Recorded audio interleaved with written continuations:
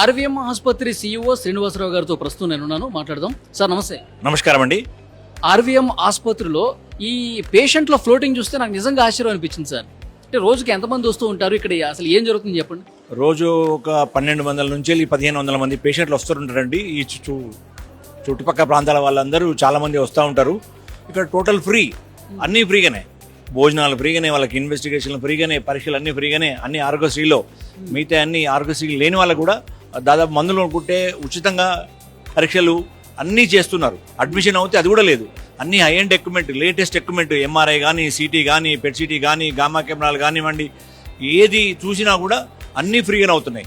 తర్వాత దీంతో పాటు all super specialities, neuro, cardiology, ప్రతి ఒక్కటి ఈ సూపర్ స్పెషాలిటీ ఉంది లేదనేది కాదు.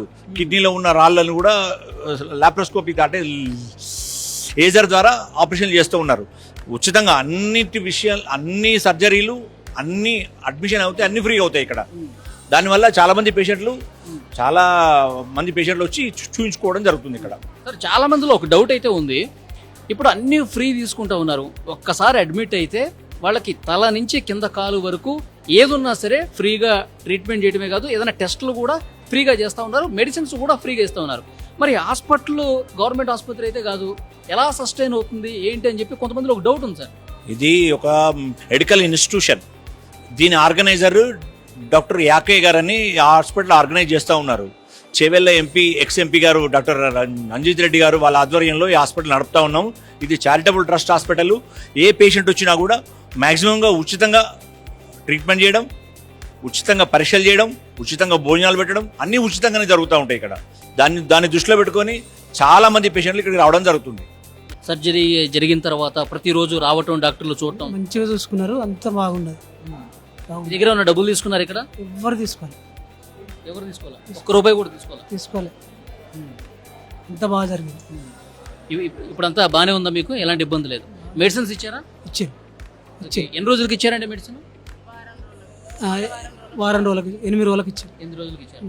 మళ్ళీ ఆ మెడిసిన్ అయిపోయిన తర్వాత మళ్ళీ రమ్మన్నారు. రమ్మన్నారు. ఈ మెడిసిన్స్కి ఏమైనా డబ్బులు తీసుకున్నారా? ఏం తీసుకోవాలి. ఒక్క రూపాయి కూడా తీసుకోవాలా?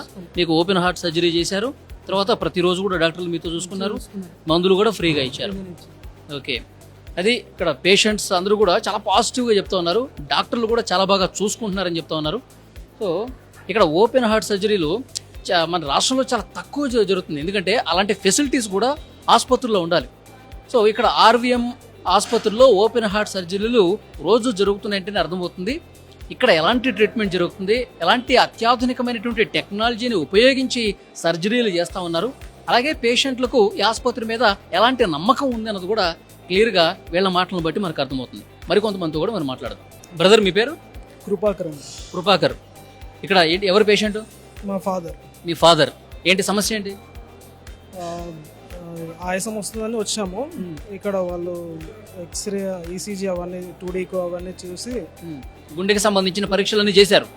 గుండెకి సంబంధించిన పరీక్షలన్నీ చేసి ఎంజోగ్రామ్ చేస్తామని నిన్న ఎంజోగ్రామ్ చేశారు. దాంట్లో బ్లాక్స్ ఉంది, మొత్తం బ్లాక్స్ ఉన్నాయని చెప్పారా? బ్లాక్స్ ఉన్నాయని చెప్పారు, మాకు చూపించారు కూడా. ప్రతిదీ డాక్టర్ అన్నీ మాకు చూపించి అన్ని ఎక్స్ప్లెయిన్ చేస్తూనే చేస్తున్నారు. పేషెంట్ కూడా మంచిగా ట్రీట్ చేస్తున్నారు. ట్రీట్మెంట్ స్టార్ట్ అయిందా? ట్రీట్మెంట్ స్టార్ట్ అయింది. 7 days టైం ఇచ్చారు. 7 days తర్వాత డిశ్చార్జా? మన బైపాస్ సర్జరీ చేస్తా ఉన్నారు.